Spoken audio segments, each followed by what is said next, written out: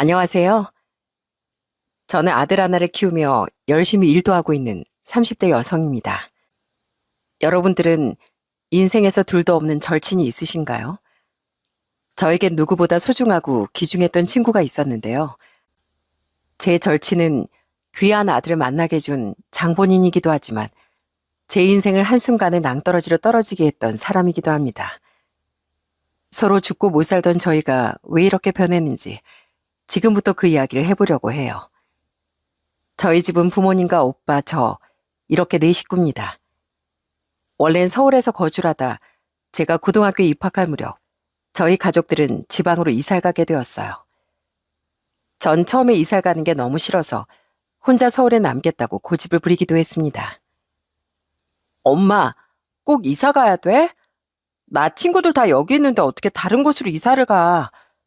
바로 옆 동네도 아니고 몇 시간이나 떨어진 곳에서 어떻게 지내냐고. 아는 사람도 한 명도 없는데 나보고 어떻게 하라고. 나도 그냥 오빠랑 여기서 지내면 안 돼? 오빤 여기서 학교 다니고 혼자서 지내잖아. 오빤 대학 기숙사 들어간다니까 얘가 왜 그래? 너 혼자 여기서 대체 어디서 지내려고 그러는데? 거기 가면 친구들도 또 많이 생길 거야. 너 여기서 맨날 학원에 치이는 거 싫다며. 거기 가면 엄마가 학원 당분간 쉬게 해줄 테니까 고집 그만 부려. 아, 싫어. 내 친구들 여기에 다 있는데 거기서 어떻게 새로 친구를 사귀라고. 처음엔 절친한 친구들과 헤어지는 것도 너무 싫었고 아무것도 모르는 지역에 가는 것도 너무 싫었습니다. 그렇지만 저 혼자 남을 수도 없는 상황이라 어쩔 수 없이 부모님을 따라 지방으로 이사를 가게 되었죠. 아직도 기억에 남는 날이 바로 이사간 지역에서 고등학교에 첫 등교를 하던 날입니다. 딱 개학식에 맞춰 전 이사를 했었는데 거기가 지역이 크지 않아서 그런지 다들 이미 중학교 때부터 친한 친구들이 고등학교까지 올라왔더라고요. 첫날은 아예 다른 친구들에게 말도 못 붙이고 쉬는 시간에도 내내 엎드려서 자는 척 누워 있었어요. 점심도 같이 먹을 친구가 없으니 쫄쫄 굶고서 내내 교실에 엎드려 있기만 했죠. 그런데 그때 한 친구가 저한테 말을 걸어왔습니다. 너 설마 밥 안 먹었어? 내내 이러고 자고 있었던 거야? 그때 고개를 들어 그 친구를 딱 쳐다봤는데 전 진짜 깜짝 놀랄 수밖에 없었어요. 그 친구가 너무너무 예뻤거든요. 서울에서 학교 다닐 때도 이렇게 예쁜 애가 있었나 싶을 정도로 정말 피부가 뽀얗고 예뻤습니다. 전 너무 놀라 말도 못하고 있었는데 그 예쁜 친구가 절 보며 싱긋 웃으며 얘기를 하더라고요. 에이, 나 이거 아끼는 건데 너 배고플 것 같아서 이거 먹어. 고마워. 뭘? 너 밥 먹을 사람 없어서 안 먹었지? 내일부터 나랑 같이 밥 먹을래? 아참, 내 이름 함지훈이야, 함지훈. 그렇게 그 친구와 첫인사를 나누고 나서부턴 전 점점 학교에 적응을 하기 시작했습니다. 그 친구는 저에게 다른 친구들도 많이 소개를 해줬고 그러면서 저도 학교 생활이 즐거워졌던 것 같아요. 친구는 정말 활달하고 모든 사람들에게 예쁨을 받았습니다. 심지어 선생님들도 그 친구를 참 좋아하셨고요. 그런 친구와 친해졌다는 게 전 너무나 행복하고 좋았습니다. 저와 그 친구는 취향도 참 비슷했어요. 좋아하는 가수도 똑같았고 좋아하는 음식도 같았습니다. 그러다 보니 저희들은 학교에서 누구나 다 아는 절친 사이가 되었어요. 그러다 고3이 되면서 저흰 입시로 많은 고민을 했습니다. 전 당시 뚜렷한 꿈이 없었지만 그 친구는 꼭 하고 싶었던 일이 있었어요. 그건 바로 스튜어디스였습니다. 그래서 늘 그 친구는 자신의 스튜어디스가 될 거라며 저에게 얘기를 해주곤 했죠. 서희야, 우리 대학 가서도 이렇게 자주 보면서 지내자. 난 스튜어디스가 꿈이니까 전공도 그렇게 선택할 거야. 내가 꼭 스튜어디스 돼서 나중에 같이 해외여행 가면 정말 좋겠다. 그지? 그래, 주은이 넌 키도 크고 늘씬하고 예쁘니까 꼭 스튜어디스 될 거야. 똑똑하고 뭐든 잘하잖아. 너 나중에 스튜어디스 되고 나서도 나랑 꼭 이렇게 친하게 지내야 돼. 그럼 당연하지. 다른 대학 가서도 우리 꼭 만나자. 그렇게 저희는 서로를 응원하며 입시 준비를 했습니다. 그 친구는 정말 본인이 가고 싶었던 항공서비스학과에 진학을 했고 전 서울권 대학에 진학을 하게 되었어요. 사실 서로 다른 대학에 진학을 하다 보니 자주 만날 수 있었던 건 아니었지만 종종 연락을 하면서 방학 때나 쉬는 날엔 얼굴을 보곤 했습니다. 그런 절친이 당당하게 스튜어디스가 되었을 땐 정말 제가 다 눈물이 날 지경이더라고요. 워낙 준비를 열심히 해왔던 걸 저도 알고 있었기에 당연하게 축하를 해줄 수밖에 없었죠. 당시 전 사실 진로 때문에 이런저런 고민이 참 많았던 시기였거든요. 대학을 졸업하고 나서도 여기저기 이력서를 넣어봤지만 합격 소식은 들려오지 않았고 결국 전 자취집에서 두문불출하게 되었어요. 그런 절 찾아왔던 것도 바로 그 절친이었답니다. 하루는 면접 탈락 소식을 듣고서 낮부터 속상해 울다 잠이 든 날이었어요. 야, 정서희, 너 언제까지 이러고 있을 거야? 나와, 나오라고. 아우, 야, 커튼 좀 열고 살아라. 사람이 햇빛을 봐야지. 주은이 너 언제 왔어? 비행 스케줄이 있다고 한 거 아니었어? 갔다가 도착하자마자 너 이러고 있을 것 같아서 왔다. 아우, 너 지금 뭐해? 너 거기 떨어졌다고 하늘이 무너지니? 당장 일어나, 얼른. 그 친구는 그렇게 절 집 밖으로 끌어냈고 전 친구의 아우성에 못 이겨 밖으로 나올 수밖에 없었죠. 그날 친구는 절 데리고서 사우나를 데리고 가 빡빡 씻게 하고선 여기저기 돌아다니며 제 기분 전환을 시켜줬습니다. 그런 친구의 노력 덕분인지 저도 어느새 우울감이 조금씩 사라지게 되었어요. 옆에서 누구보다 성실하게 일하는 친구를 보면서 저 역시 이대로는 안 되겠다는 생각을 하게 되었고 그렇게 다시 취직 준비를 했던 것 같네요. 그러다 정말 열심히 공부한 끝에 은행에 취직을 하게 되었어요. 취업에 성공을 하자 그때도 가장 먼저 축하해 준 사람이 바로 그 친구였죠. 그렇게 그 친구와의 인연은 쭉 이어지고 있었습니다. 전 은행에서 열심히 제 일을 했고 그 친구는 스튜어디스로 해외 곳곳을 누비며 열심히 일을 했습니다. 직장인이 되다 보니 서로 만나는 날이 줄어들긴 했지만 저흰 그래도 항상 서로를 응원하면서 그렇게 지냈습니다. 그러다 제가 30대 초반이 되었을 때 친구가 갑자기 뜬금없는 제안을 해왔어요. 그건 바로 자신의 오빠를 한번 만나보지 않겠냐는 거였죠. 전 너무나 놀랐습니다. 에? 주은이 너희 오빠? 내가 너희 오빠를 만나보라고? 야, 아무리 그래도 친구가 오빠랑 만난다고 하면 싫지 않나? 다들 그러던데. 아, 왜? 난 너랑 우리 오빠 진짜 잘 어울릴 것 같은데. 우리 오빠 진짜 괜찮은 사람이야. 나랑 좀 성격은 다르지만 한의사에 능력도 있다니까. 너하고 성격이 비슷해서 아마 잘 맞을 거야. 한 번만 만나봐. 진짜 괜찮다니까. 너랑 오빠랑 잘 되면 나야 좋지 뭐. 너랑 가족이 되는 건데. 아이, 무슨 또 거기까지 생각을 해. 너 주변에 예쁘고 능력 있는 사람 많잖아. 그 사람들 소개해주면 되겠네. 아니야. 내 주변에선 네가 제일 좋은 사람이라서 그래. 우리 오빠한테 내가 말해뒀으니까 너만 허락하면 당장 만날 수 있어. 어때? 괜찮지? 그럼 괜찮은 걸로 알고 나 자리 마련한다. 그렇게 전 친구의 오빠를 만나게 되었어요. 사실 오며 가며 어쩌다 서로 얼굴을 트고 자연스럽게 만나 연인이 되는 케이스는 저도 많이 봤지만 이렇게 친구가 직접 나서서 소개를 해줬다는 건 저도 들어본 적이 없었거든요. 그땐 그저 친구가 절 정말 좋은 사람이라 생각하는구나 느껴져 기분이 참 좋았답니다. 그렇게 만난 친구의 오빤 친구와 비슷하게 생겼고 정말 친구 말처럼 성격은 정반대였어요. 활달하고 활기가 넘치던 친구와는 다르게 조용하고 내성적이고 말수가 별로 없었거든요. 처음엔 제가 마음에 들지 않아 말을 별로 안 하는 줄 알았는데 그게 아니더라고요. 첫 만남 이후에도 계속 연락이 와 종종 그렇게 둘이 밥을 먹게 되었고 저희는 자연스럽게 연인이 되었습니다. 그러던 중 저와 친구의 오빠가 연애를 하던 와중 친구가 결혼을 하게 되었어요. 비행 중 만나게 되었던 돈 많은 사업가와 6개월 만에 결혼을 한다는 거였죠. 좀 놀라긴 했지만 결혼을 준비하는 친구의 얼굴이 너무 행복하게 보여 전 그저 축하를 해줄 수밖에 없었죠.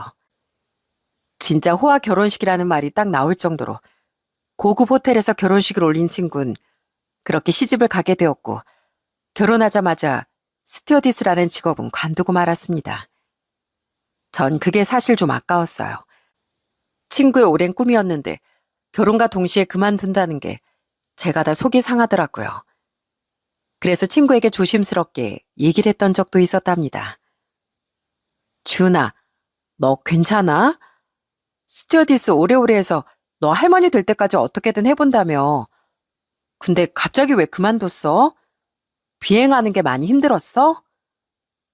아니, 남편도 일하는 거 별로 탐탁치 않아 하고 시댁에서도 일 안 하고 남편 뒷바라지 했으면 좋겠다고 하셔서 말이야.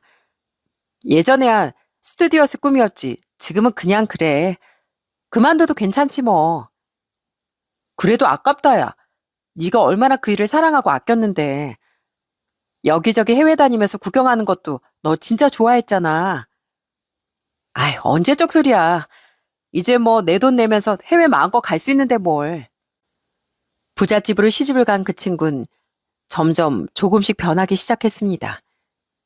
소소하게 떡볶이 먹으면서 예전 추억을 떠올리며 하하호호 웃었던 그 친구는 어디 가고 오랜만에 얼굴을 봐도 늘 명품과 돈 자랑을 하는 친구를 보면서 더 이상 전 대화가 즐겁지 않더라고요. 그 친구도 저에게 연락을 점점 안 하기 시작했고요. 아무래도 서로 환경이 달라지니 어쩔 수 없는 일이라고 생각했죠. 그러다 친구가 결혼을 하고서 2년 후에 저희 역시 결혼을 하게 됐습니다. 남편은 정말 착하고 누구보다 배려심이 많아 절 항상 1순위로 챙겨주는 사람이었어요. 그런 남편과 함께 한다면 평생 행복하게 살 수 있겠구나 생각을 했죠. 그렇게 전 절친한 친구와 신우 새언니 사이가 되었답니다. 큰 신우가 바로 제 친구였고 그 밑으로 작은 신우가 있었어요. 작은 신우와 시부께선 처음부터 절 너무 좋아해 주셨고 항상 절 많이 챙겨주셨어요. 그렇지만 시모께선 이상하게 절 못마땅해 하실 때가 많았답니다. 아무래도 한의사인 자신의 아들보다 제가 못하다고 생각을 하셨나 봐요. 전 그런 시모의 마음을 이해하고 처음엔 제가 더 잘하려고 노력했습니다. 친정과 시댁이 같은 지역이다 보니 가끔씩 친정에 갈 때면 늘 잊지 않고 시댁에도 들렸었고요. 그러면서 항상 시댁엔 선물들을 들고 가곤 했습니다. 가서도 옆에서 잘하지 못하지만 시모 일을 거두려고 노력도 했고요. 그런 노력 덕분인지 처음엔 좀 못마땅해 하시던 시모가 조금씩 저한테 마음을 여시는 것 같더라고요. 그렇게 결혼 생활을 이어가던 와중 시댁에 큰 사건 하나가 벌어지고 말았습니다. 제가 결혼하고서 1년쯤 되었을 때 제 친구인 큰 신우가 이혼을 하고서 시댁에 내려온 거였어요. 전 그 소식을 듣고 너무 놀라 바로 큰 신우에게 연락을 했죠. 그랬더니 큰 신우가 아무렇지 않은 척 얘기를 하더라고요. 내 소식 들어서 전화했구나? 별거 아니야. 그냥 서로 살다 보니까 마음도 안 맞고 나도 지긋지긋해서 헤어졌어. 요즘 뭐 이혼이 별거니? 걱정하지 마. 나 괜찮으니까. 정말 괜찮아? 나한테 왜 연락도 안 했어? 무슨 일 있었으면 연락을 해야지. 뭐 좋은 일이라고 연락을 해. 그리고 나도 별로 힘들지 않았고. 걱정 마세요, 새언니. 왜 이혼을 한 건지 물어보진 않았지만 큰 신우가 그렇다고 저한테 먼저 얘기를 꺼내지도 않는데 제가 계속 물어보는 건 아닌 것 같아 저도 굳이 얘기를 꺼내지 않았습니다. 그런데 나중에 알고 봤더니 진짜 전 너무 깜짝 놀랄 수밖에 없었어요. 큰 신우이가 이혼을 해서 집으로 돌아오게 된 이유가 바로 큰 신우의 바람 때문이었거든요. 몰래 다른 남자 만나다 걸려 위자료 지불하지 않는 대신 재산 한 푼 나누지 않는 조건으로 진짜 딸랑 몸만 빠져나온 거였어요. 남편은 쉬쉬하면서 저한테 슬쩍 얘기를 해주는데 진짜 어떻게 제 친구가 그런 짓을 저지를 수 있는지 속으로 정말 많이 놀랐습니다. 그렇지만 시댁 식구들 누구 하나 직접적으로 말도 꺼내지 않으니 저 역시 말을 꺼내지 않았죠. 그러다 한 번은 제가 은행에서 승진을 해서 연봉도 높아지고 직위도 높아지게 되었어요. 그런데 그 얘기를 남편이 시댁에 자랑스럽게 꺼냈던 게 화근이었어요. 엄마, 아버지, 아내가 이번에 승진했어요. 아내는 그냥 소소하게 저희끼리 축하하고 넘어가자고 했는데 그래도 좋은 소식 널리 알리면 좋을 것 같아서 말씀드려요. 그러냐? 아이고, 우리 며느리 역시 대단하네, 대단해. 저번엔 은행에서 친절 사원으로 무슨 상까지 받지 않았어? 축하한다가 정말. 감사해요, 아버님. 저도 이번에 승진할 줄 몰랐는데 잘 풀려서 기쁘네요. 오늘 그런 기념으로 저녁은 제가 살게요. 그렇게 즐겁게 웃으며 축하를 받고 있는데 갑자기 시모와 큰 신우가 비웃으며 얘기를 꺼낸 거였습니다. 은행 뭐 거기서 연차만 쌓이면 승진하는 거 그런 거 아니야? 따지고 보면 벌써 승진을 했어야 하는 건데 며느리 네가 좀 늦은 건 아니고? 아이, 엄마, 내가 세연이 잘 알잖아. 워낙 조용하고 그래서 승진이야 빨리 하기 어렵지 뭐. 그래도 저렇게 꿋꿋이 버티는 거 보면 얼마나 장해. 하긴 뭐 은행 직원들 우리 딸처럼 좀 활발하고 성격도 시원시원 좋아야 하는데 우리 며느리냥 살갑지도 못하고 조용한데 어떻게 승진을 했나 몰라. 그거 보면 이번에 승진한 게 참 장하기도 하네. 은근슬쩍 비꼬면서 얘기하는 두 사람을 보면서 저 너무나 어처구니가 없었습니다. 그런 모습을 저 대신 화를 내주는 사람이 있었어요. 그건 바로 시부와 작은 신우였습니다. 아니 당신은 어떻게 말을 해도 그런 식으로 해. 은행 들어가 저렇게 쭉쭉 승진하는 게 어디 쉬워? 잘했다 말하면 될 것이지. 꼭 그런 식으로 말을 해야 되겠어? 그래 맞아 엄마. 세연이한테 왜 그래? 내 친구들도 이제 은행 들어간 친구들 많은데 다들 힘들다고 난리야. 그래서 난 세연이 보면 진짜 대단하다고 생각하는데 아니 어떻게 엄마랑 언니는 그런 식으로 얘기를 해? 세연이, 전 진짜 세연이 존경해요. 저희 친구들도 은행에서 일하는 친구들 많아서 저도 듣는 게 있는데 진짜 세연이 대단한 것 같아요. 그래, 우리 며느리가 얼마나 대단하게 열심히 일하는 줄 알아? 그리고 주은이 너도 그러는 거 아니다. 친구가 잘 되면 옆에서 축하해 줄 줄도 알아야지. 네 친구 보면서 좀 배워라, 배워. 뭐 느끼는 거 없어? 이혼해서 집에 들어와 그러고 지내면 어째? 얼른 일자리 구해서 일을 해야지, 일을. 그렇게 시부가 화를 내자 시모는 아무런 말도 하지 못했고 큰 신우인 바닥만 쳐다보다가 횡하니 방으로 들어가 버리더군요. 저나 남편은 진짜 당황스럽더라고요. 그러다 저녁에 다시 집으로 가려고 하는데 시모가 슬쩍 절 불러 얘기를 하더군요. 전 시모의 말을 듣고 마음이 좀 아팠습니다.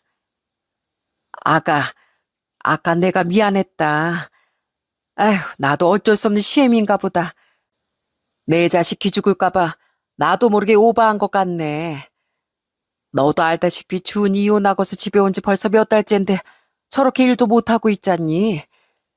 제가 요즘 속이 아닐 거다. 괜히 네가 잘 되는 거 보니까 질투나서 그러는 것 같고 속상해하는 것 같아서 내가 주은이 편 좀 들어줬다. 정말 미안하구나.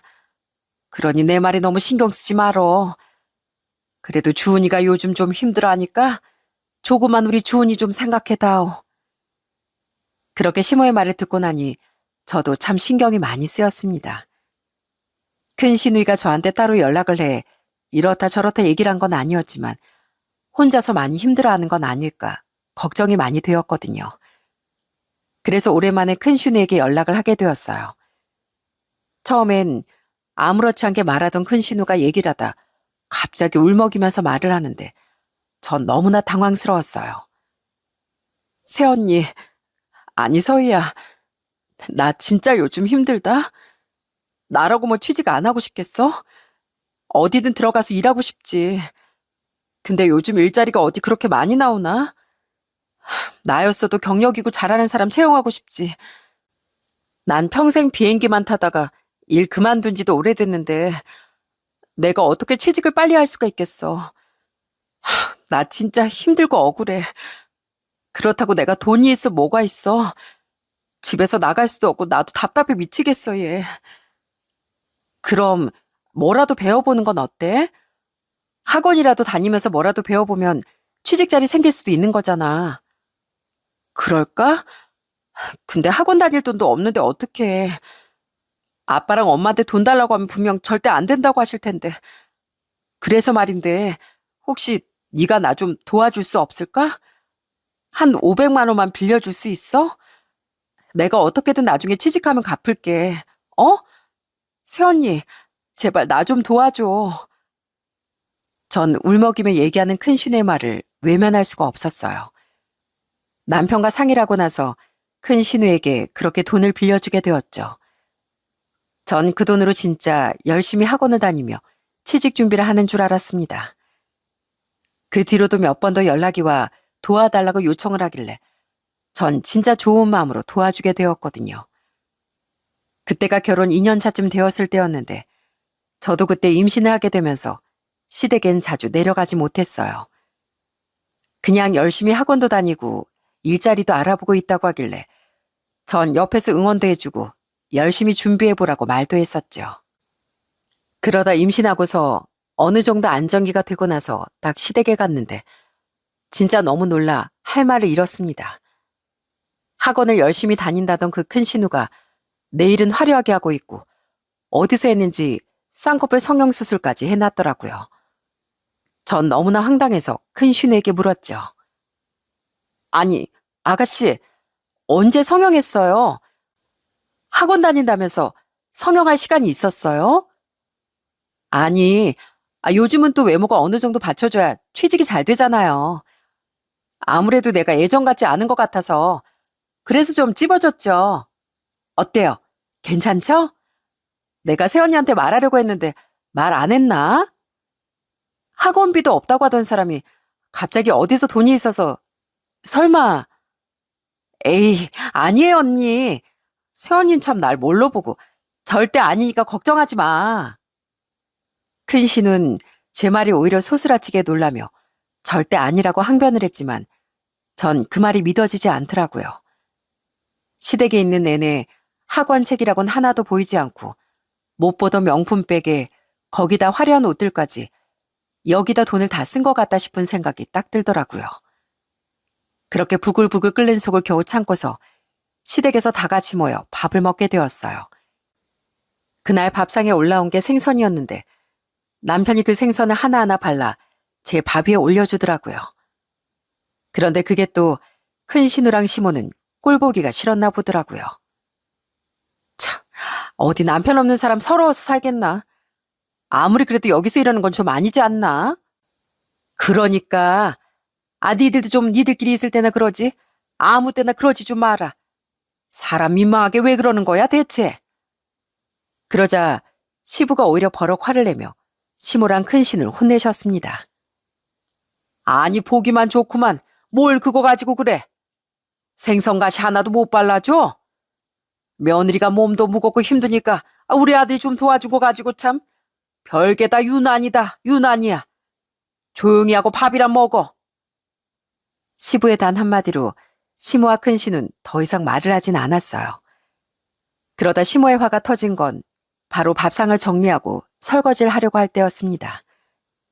다 같이 밥상을 치우고서 설거지를 하려고 제가 딱 고무장갑을 끼는데 남편이 후루룩 달려와가지고선 제 고무장갑을 뺏어들더라고요. 여보, 내가 할게 내가.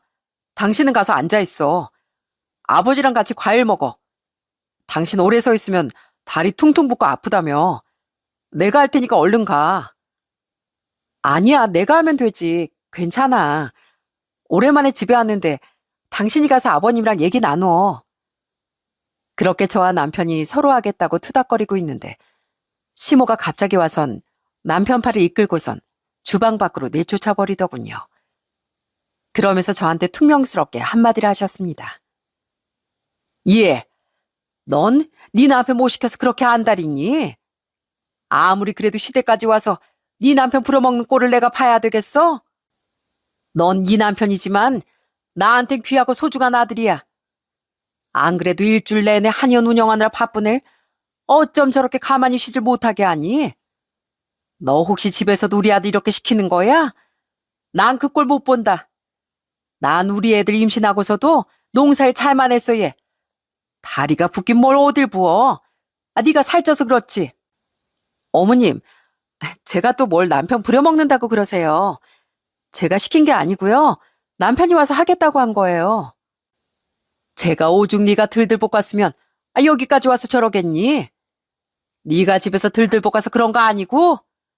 너 그러는 거 아니다. 우리 아들 밖에 나가면 다들 선생님 선생님 하면서 우대해 주는데 네가 어떻게 우리 아들 이렇게 홀대하니? 네? 홀대요? 어머님, 제가 언제 남편을 홀대했다고 그러세요? 그리고 제가 다른 상황도 아니고 임신해서 이렇게 배가 불러 있는데 남편이 좀 절 배려할 수도 있는 거지. 그거 가지고 왜 그러시는 건데요? 뭐라고? 너 지금 시애미한테 지금 말 대꾸 하는 거야? 아이고, 야, 너 어디서 배워먹은 버르장머리야? 안 그래도 너 들어오고 나서 우리 딸 일도 안 풀리고 속상해하는 걸 보는 것도 힘든데? 아니 우리 아들까지 저렇게 부려먹는 걸 내가 꼭 봐야 되겠니? 어? 네가 한번 말해봐. 네 그 뱃속에 있는 애가 나와서 저러고 있는 걸 보면 너도 속이 시원하겠어? 전 설거지 하나 가지고 시모가 이렇게까지 화를 낸다는 게 도저히 이해가 되지 않았습니다. 솔직히 며느리가 임신해서 배가 불러오고 있으면 아무리 못마땅해도 좀 배려해 줄 수 있는 거 아닌가요? 전 진짜 너무 화도 나고 억울하고 서운하기도 했습니다. 그렇게 시모가 버럭 화를 내자 다른 식구들도 주방으로 들어와 무슨 일이냐며 묻기 시작하더라고요. 그랬더니 시모는 제가 하지도 않은 말을 했다며 아주 크게 화를 내기 시작했죠. 성덕이 너 어떻게 결혼하고서 네 처가 엄마한테 이렇게 함부로 대하는데 아무런 말도 안 할 수가 있어? 엄마가 너 그렇게 귀하게 키워서 이런 대접을 받아야 되겠니? 네 처가 엄마한테 어떻게 했는지 알아? 아주 따박따박 말대꾸하면서 소리를 치더라. 어? 엄마를 아주 그냥 노려보면서 어떻게 그럴 수 있냐고 따지는데. 아휴, 내가 며느리 한번 잘못 들였다가 정말. 어머님, 제가 언제 그렇게 따졌다고 그러세요? 이거 봐라, 이거 봐. 네가 지금 나한테 그렇게 큰 소리 칠 때야? 아들, 내가 말했지? 여자를 잘 만나야 된다고. 동네 창피해서 내가 말도 못해 말도.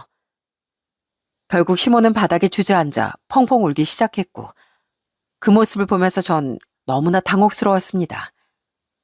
아니 도대체 제가 뭘 그렇게 잘못했다고 시모가 저러는지 아무리 생각을 해봐도 이해가 되지 않더라고요.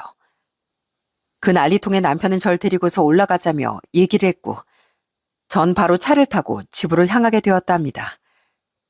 그런데 집으로 향하는 도중 남편이 갑자기 이상한 얘기를 꺼내기 시작하더라고요. 여보, 괜찮아? 엄마가 어디서 쓸데없는 얘기를 들어서 그런가 봐. 왜 자꾸 이상한 얘기를 여기저기서 듣나 몰라. 뭐? 그게 무슨 소리야? 어머님이 대체 무슨 얘기를 들으셨는데? 그게 아니 갑자기 당신 학창시절에 어땠는지 아냐고 나한테 묻더라고. 그래서 난 주은이랑 친구니까 주은이가 잘 알겠지 하면서 얘기를 했더니 엄마가 뭐 당신 남자를 많이 만났다는 둥 어쨌다는 둥 요즘 회사는 잘 다니고 있냐고 회식 가면 몇 시에 들어오냐고 그러더라고. 뭐라고? 그럼 내가 지금 밖에서 남자 만나고 돌아다니는 것 같아서 그래서 저러신다는 거야? 정확하게 모르겠지만 어디서 이상한 말을 들으셨는지 자꾸 확실하다고 하면서 나한테 얘기를 하는데 난 절대 아니라고 했지 물론. 근데 엄만 또 확실한 곳에서 들은 거라고 맞을 거라고 하면서 난리시잖아. 전 진짜 남편의 말을 듣고 너무 황당하고 어이가 없었어요. 다른 사람도 아니고 제가 시모의 딸, 그러니까 큰 신우의 친구인데 큰 신우한테만 물어봐도 어떻게 제가 학창시절을 보냈는지 다 알 텐데 어디서 이상한 소리를 들은 건지 이해가 되지 않았거든요. 시모는 밖에서 들리는 소문은 제가 방탕하고 문란했다는 건데 집에서 남편을 휘어잡고 부려먹는 꼴을 보자니 그게 더 마음에 들지 않았던 거였죠. 그 사실을 알고서 더더욱 전 어처구니가 없더라고요. 그대로 그냥 넘어가선 안 되겠다 싶은 생각이 들었죠. 그래서 바로 큰 신우에게 전화를 걸었습니다. 그리고 큰 신우에게 따져 물었어요. 아가씨, 아니 함준, 너 나랑 친구 맞아? 친구 맞지? 갑자기 왜 그래? 아니 어머님이나 어디서 고등학교 때 물란했다 어쨌다 들으셨다는데 어머님이 뭐 물어보신 거 있었어? 아니 뭐 물어본 건 없지만 그냥 뭐 난 사실대로 얘기했지. 그때 너 은행 들어가서 얼마 안 됐을 때 거기 지점장이랑 너 친하게 지냈잖아. 그러면서 뭐 둘이 술도 마시고 뭐 그랬다. 그 정도 말했지. 뭐라고? 야, 네가 어떻게 그런 얘기를 해? 그리고 그건 우리 결혼하기도 전 얘기잖아. 아이, 엄마가 그럼 자꾸 남자 관계 물어보는데 뭐 어떻게 해? 그래도 사실대로 말해야지, 엄만데. 왜? 엄마가 그것 때문에 너한테 뭐라고 한 거야? 아니, 엄만 왜 그런데? 요즘 여자들 중에 남자 안 만나본 사람이 어디 있다고. 정말 아무렇지 않게 얄밉게 얘기하는 큰 신우의 말을 들으며 전 진짜 화가 폭발하고 말았습니다. 큰 신우에게 처음으로 전 크게 화를 냈어요. 야, 함준, 너 어떻게, 너 어쩌자고 그런 식으로 얘기를 할 수가 있어? 뭐? 함준? 야, 너 아무리 그래도 그러는 건 아니지 않니? 너 이제 우리 집 며느리야, 며느리. 어디서 아가씨한테 함부로 이름을 불러? 너 내 친구이긴 하지만 지금은 우리 집 며느리라고. 그리고 나도 거짓말한 것도 아니고 사실대로 말한 건데 어떻게 나한테 그렇게 소리를 치니? 나야말로 진짜 어이없다, 야. 엄마한테 혼나놓고선 어디서 화풀이야? 아우, 됐어. 끊어. 그러더니 그냥 전화를 확 끊어버리는 큰 신우의 행동을 보면서 정말 전 속으로 분노가 폭발하는 줄 알았습니다. 그 모습을 옆에서 지켜보던 남편은 안절부절 어쩔 줄 몰라 하더라고요. 그날 차 안에서 전 남편과 정말 많은 대화를 나눴습니다. 평소에도 좀 우유부단하고 결정을 잘 못하던 남편은 이도저도 아니고 중간에서 중재를 잘하지도 못했거든요. 앞으로는 제가 알아서 시댁에서 일은 스스로 해결할 테니 대신 남편에게 중간에서 간섭하지 말라고 선언을 했습니다. 그렇게 한 한 달 정도는 시댁에 연락도 없이 지내고 있었어요. 그러다 한 달 후에 갑자기 시모에게서 연락이 왔더라고요. 처음엔 받을까 말까 고민하다가 그래도 무슨 말을 하실까 싶어 전화를 받았죠. 그런데 시모의 말투가 너무나 나긋나긋 편안했습니다. 애미야, 잘 지내고 있지? 그래, 별일은 없고? 아니, 내가 안 그래도 너한테 전화를 할까 말까 고민을 많이 했는데 더 늦기 전에 전화를 해야 할 것 같아서 말이야. 그때 일은 정말 미안하다. 내가 좀 오해를 했었나 봐. 정말 미안하구나. 아니에요. 근데 어머님 어쩐 일로 전화하셨어요? 아니, 내가 너한테 좀 너무한 것 같아서 이번 주말에 쉬는 날에 집에 좀 오면 어떨까 해서 연락해봤다. 들어보니까 그래도 주말에 사돈댁은 종종 간 것 같던데 나한테 서운해서 우리 집엔 안 들렸지? 내가 진짜 미안하구나. 주말에 내가 보양이라도 해줄 테니까 마음 풀고 집에 와. 이제 곧 애도 태어날 텐데 우리 화해하고 잘 지내보자. 알았지? 그렇게 시모는 먼저 저에게 화해의 손길을 내밀었습니다. 사실 시모의 성격상 이렇게 저한테 미안하다 말을 할 거라고 기대도 안 했었는데 갑자기 시모의 태도가 바뀌니 저도 좀 놀랐죠. 그때 사건 이후로 시댁에 가는 게 좀 껄끄러워 가지도 않고 연락도 안 했었는데 아마 제가 같은 지역 친정엔 가면서 시댁엔 들르지 않는 걸 보고선 시모도 많은 생각을 하셨나 보더라고요. 처음엔 시모의 전화를 받고 저도 좀 고민이 많았어요. 시댁을 가야 하나 말아야 하나 고민하다가 어른이 또 먼저 이렇게 손을 내미는데 거절하는 건 아닌 것 같아 저도 그렇게 주말에 시댁에 향하게 되었죠. 마침 또 남편이 그날 일이 있어서 저보다 좀 늦게 시댁에 오게 되었어요. 남편이랑 같이 갈까 했었는데 시모가 급하게 왔다가 가면 탈난다면서 천천히 아침에 출발해서 낮에 도착해서 푹 쉬라며 남편 끝날 때까지 기다리기보단 먼저 와 있으라고 제게 권하시더라고요. 그때가 10월 가을쯤이었고 배추 농사 짓는 시댁은 한창 바쁜 시기였습니다. 그런 와중에 절 신경 써서 집으로 오라고 하셨는데 제가 어떻게 그걸 거절할 수 있었겠어요? 그냥 좋은 마음으로 시댁으로 향하게 되었죠. 그렇게 시댁에 딱 도착을 하자마자 시몬 마당까지 나와서 절 반겨주시더라고요. 아이고, 먼 길 오느라 수고했다, 수고했어. 그래, 차는 막히지 않았니? 네, 어머님. 오는 길 막히지 않았어요. 근데 다들 어디 가셨어요? 아까 보니까 배추밭에 사람도 아무도 없던데. 지금 이제 배추 수확철 아니에요? 아직 하나도 수확 안 하신 것 같던데. 이제 해야지. 너희 시아버진 다른 밭에 좀 갔고, 네 큰 씨는 볼 일 있다고 나가고, 작은 씨는 일하러 갔지 뭐. 저녁이나 돼야 올 거야. 자, 이거. 네? 어머님, 저 홀몸도 아니고 이제 만삭인데 어떻게 배추를 수확해요? 아유, 왜 못해? 난 다 했어, 다. 애 갖고도 농사를 충분히 한다. 집에서 네 남편이 집안일이고 뭐고 다 해줄 거 아니니. 내 아들 곱게 키워서 네 뒤치다거리 다 하게 만들었는데 넌 그럼 나한테 와서 보답해야 할 거 아니야. 얼른 장갑 껴. 그래도 오늘 수고한 비용은 주마. 일당 5만 원 줄 테니까 요령 피우지 말고 얼른 시작해. 전 시모의 말에 진짜 황당하고 어이가 없었습니다. 아무리 그래도 만삭이고 이제 곧 출산을 앞두고 있는 사람한테 농사일을 하라고 하다뇨. 거기다 저 혼자서 저 넓은 배추밭에서 일을 하라고 하니 이건 분명 그냥 일부러 저러는 거라는 생각이 들었습니다. 그래서 전 냉정하게 얘기를 했어요. 어머님, 저 못해요. 배도 무겁고 쪼그려 앉는 것도 힘들어서 못합니다. 정 그렇게 시키고 싶으시면 다른 가족도 다 불러서 시키세요. 왜 저한테만 그러시는 건데요? 나중에 아이 낳고서 몸조리 다 하고 배추 수확하러 도와주라고 하시면 올 수 있겠지만 이런 식으로는 아니죠. 저 이만 가볼게요. 뭐?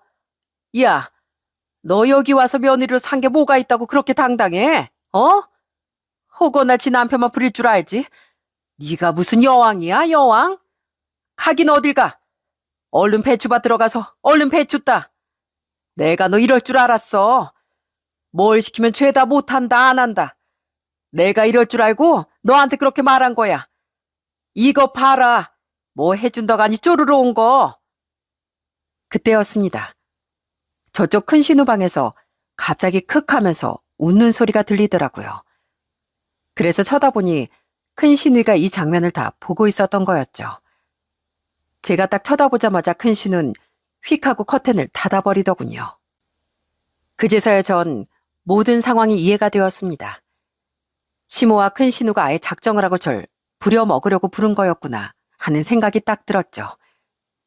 그래서 전 한숨을 크게 쉬고서 바로 전화기를 들었어요. 그리고 바로 전화를 건 곳은 남편이었어요. 당신, 내가 그때 한 말 잊지 않았지? 또 이런 일 있으면 나 가만 안 있는다고. 어떻게 사람 이렇게 못 살게 굴어? 어떻게 사람을 이딴 식으로 대하냐고. 당장 여기 와. 당장 여기 와서 당신 엄마랑 동생이 나한테 어쩌고 있는지 보라고. 그리고선 전 전화를 끊어버렸습니다. 그러자 시모가 또 노발대발 화를 내더라고요. 뭐야, 너 지금 우리 아들한테 전화한 거니? 이것 봐, 이것 봐. 너 어떻게 우리 아들한테 그럴 수가 있어? 어디서 감히 귀하게 큰 우리 아들한테 그런 식으로 대해? 별 볼 일도 없는 게 한의사 남편 만나 호의호식하고 있으면 시댁에 감사할 줄 알아야지. 네 허물 내가 다 덮고서 며느리로 맞아줬으면 숨죽여서 엎드릴 줄 알아야지. 뭐라고요? 어떻게 며느리로 들어온 사람한테 그딴 취급을 합니까?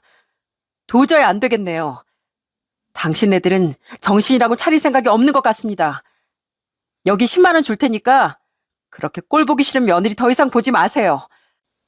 저도 이런 취급받으면서 며느리 노릇 하고 싶지 않습니다. 뭐?